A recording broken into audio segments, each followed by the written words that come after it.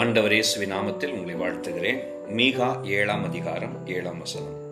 நானோவென்றால் கர்த்தரை நோக்கி கொண்டு என் இரட்சிப்பின் தேவனுக்கு காத்திருப்பேன்.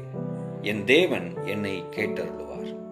மாறுபாடானவைகள் நடக்கிற இந்த உலகத்தின் சூழலில் தேவ மனுஷன் சொல்லுகிறான், நானும் என்னை சுற்றி நடக்கிற தீமைகளில் ஈடுபட, என்னை சுற்றி நடக்கிற காரியங்களை நானும் பின்பற்ற என்னை ஒப்புக் கொடுக்க மாட்டேன்.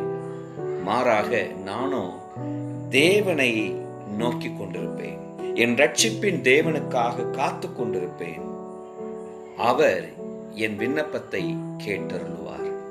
என் காரியங்களை அவர் விசாரித்து கேட்பார்.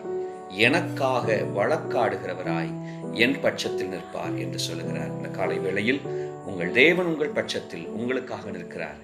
கர்த்தர் உங்களை ஆசீர்வதிப்பாராக. Praise the Lord.